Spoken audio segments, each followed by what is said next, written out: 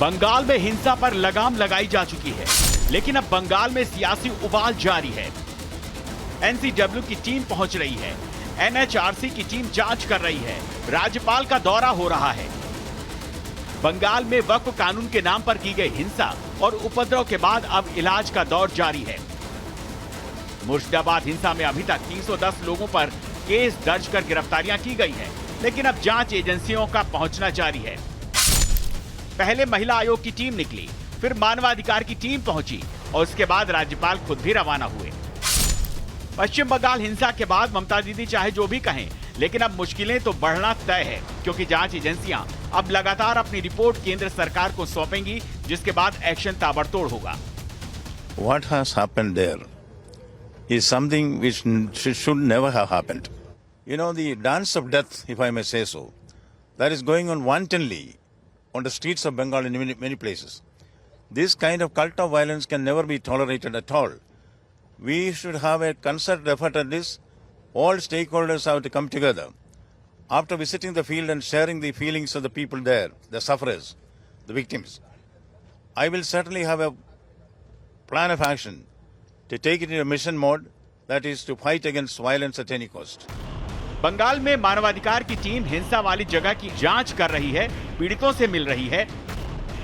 BJP कह रही है कि ममता दीदी का प्रशासन नाकाम रहा है, तो दीदी की पार्टी कह रही है कि सभी जरूरी कदम उठा लिए गए हैं। देखिए, जिस प्रदेश की सरकार एक अमन चैन का वातावरण तैनात नहीं कर सकती, उस प्रदेश की सरकार को सरकार में रहने का औचित्य नहीं होता। देखिए, प्रशासन की ओर से और राज्य के मुख्यमंत्री ने हर कदम उठाया है, लेकिन हम लोग विगत सालों में भी देखे कि पश्चिम बंगाल में हमेशा जो है कमीशंस को भेजा जाता है, जिससे कि और भी पश्चिम बंगाल को एक बदनाम करने की कोशिश।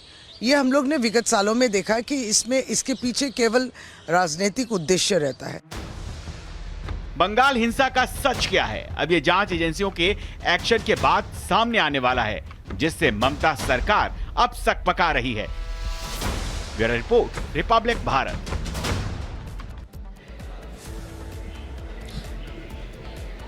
तो वहीं दिल्ली के सीलमपुर में आपको बता दें, जिक्रा लेडी डॉन, उसका जिक्र लगातार हो रहा है, उसका खौफ यहां पर बढ़ता हुआ दिखाई दे रहा है और आरोप ये यहां पर लग रहे हैं कि लेडी डॉन की गुर्गों ने ही कुणाल की हत्या की है। तो वहीं कुणाल की मौत के बाद दिल्ली में किस कदर लोगों के भीतर गुस्सा है वो आपको दिखाएंगे। लोगों ने अपने घरों के बाहर मकान बिकाऊ हैं के पोस्टर लगा दिए हैं। योगी सरकार मदद करो, इस तरह की गुहार की जा रही है। लोग पलायन करने के लिए मजबूर हैं, डर में है, खौफ में है। पूरी खबर इस रिपोर्ट में देखिए।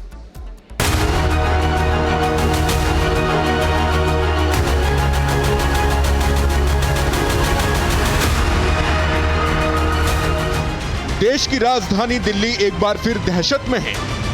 वजह है लेडी डॉन जिक्रा, जिस पर आरोप है कि वो चुन चुन कर हिंदू लड़कों की जान ले रही है। लेडी डॉन जिक्रा पर आरोप है कि वो अब तक 6 से 7 हिंदू लड़कों की हत्याएं करवा चुकी है। एक लेडी डॉन का लड़की का नाम सामने आ रहा है, वो लड़की कौन है?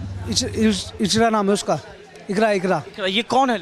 ये लड़की बदमाशी करा रही है और गलत काम भी कराती है, सारे धंधे करवा दिए आजकल। और ये पिस्टन अभी पकड़ी गई थी 15-20 दिन पहले 2 पिस्टनों के साथ। इस पर मुकदमा दर्ज है, ये जमानत पे बाहर है। क्या उम्र होगी लड़की? उम्र होगी 16-17 साल उसकी भी। नाबालिग है? नाबालिग है। आप ही लोगों को टारगेट क्यों करते हैं? हम लोगों को टारगेट करते हैं क्योंकि हम जो है ना इनका विरोध करते हैं, गलत जो ये हरकत करते हैं हम इनका विरोध करते हैं, इस चक्कर में टारगेट बनाते हैं। दावा है कि दिल्ली के सीलमपुर इलाके के हिंदू लड़के लेडी डॉन जिक्रा के टारगेट पर हैं। वो पूरा गैंग लेकर चलती है। सीलमपुर की गली बस्तियों में लेडी डॉन के गुर्गे खड़े रहते हैं, जिसकी वजह से वहां रहने वाले लोगों को आने जाने में परेशानी होती है। गुरुवार को इसी लेडी डॉन के गुर्गों ने सीलमपुर में ही रहने वाले कुणाल नाम के हिंदू लड़के की हत्या कर दी, जिसके बाद वहां हिंदू डरे हुए हैं। बताया जा रहा है कि कुणाल गुरुवार को दूध और ब्रेड लेने के लिए घर से निकला था, लेकिन लेडी डॉन जिक्रा के 10 से 12 गुंडों ने कुणाल पर चाकू से हमला किया और कुणाल की हत्या कर डाली। जब से परिवार वालों को कुणाल की हत्या की खबर मिली है, परिवार वालों का रो रो कर बुरा हाल है। तो राम कुमार नाम का क्लिनिक है डॉक्टर साहब का, तो क्लिनिक के आगे भी वारदात हुई है, सरेआम हुई है। कोई ये नहीं चोरी छुपे या आड़ में हुए, सरेआम हुई है।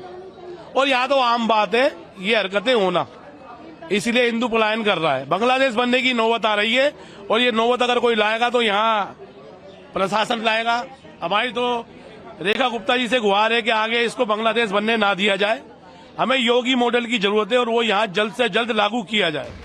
बड़ी बात यह है कि अब तक लेडी डॉन जिक्रा का गैंग कई हिंदू लड़कों की जान ले चुका है, लेकिन आरोप है कि ना तो लेडी डॉन जिक्रा पर पुलिस ने कड़ी कार्रवाई की और ना ही उसके गुर्गों पर सख्त एक्शन लिया गया। दिल्ली पुलिस के ढुलमुल रवैये से सीलमपुर में रहने वाले हिंदू बेहद डरे हैं। कल कुणाल के हुए मर्डर के बाद इलाके में रहने वाले हिंदुओं ने तो अपने घरों के बाहर पलायन वाले पोस्टर तक लगा दिए हैं। स्थानीय लोगों का कहना है कि यहाँ उनके बच्चों की जान को खतरा है, इसलिए वो घर दुकान बेचकर यहाँ से पलायन करने को मजबूर हैं।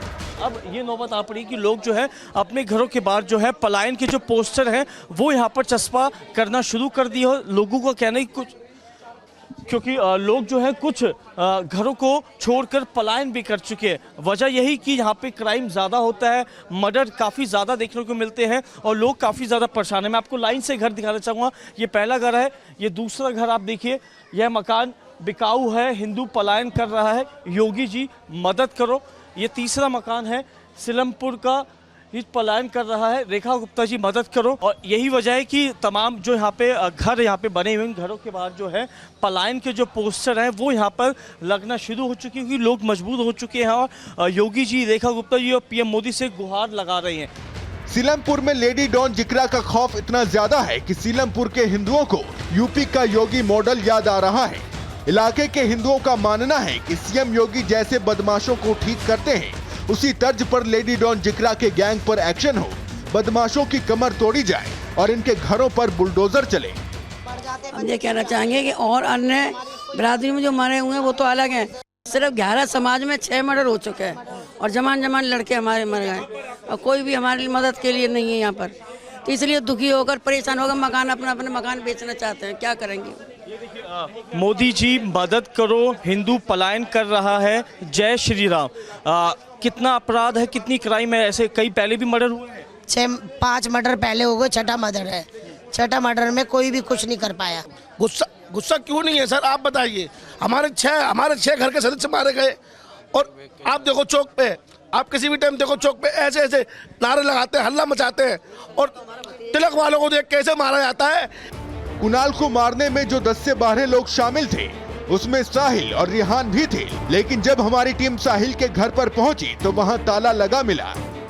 इस वक्त हम आरोपी साहिल के घर के बाहर मौजूद है जहां पर ताला जड़ा हुआ है। आप तस्वीरों में देख सकते हैं घर के अंदर ताला लगा हुआ है। हमने आसपास के लोगों से ऑफ कैमरा बातचीत करी तो लोगों का कहना है कि कल से पूरा परिवार गायब है। दरअसल आपको बता दें सीलमपुर के जे ब्लॉक में कल शाम 7:30 बजे के आसपास कुणाल नाम के शख्स की बेरहमी से हत्या कर दी थी। उन हत्या के अंदर कुछ आरोपियों के नाम जो थे वो सामने आए थे, जिसमें एक आरोपी साहिल है जो कि फरार है पुलिस की गिरफ्त से और घर के बाहर जो है ताला लगा हुआ है। कुणाल की मौत के बाद दिल्ली में प्रदर्शन हो रहे हैं। इलाके के हिंदुओं की मांग है कि कुणाल के आरोपियों को फांसी हो। अभी रेड चल रही है, अभी कुछ ज्यादा डिवेल नहीं कर सकता, इन्वेस्टिगेशन जारी है, अभी रेड कर रहे हैं हम। प्लीज मैं बता दिया, अभी रेड चल रही है।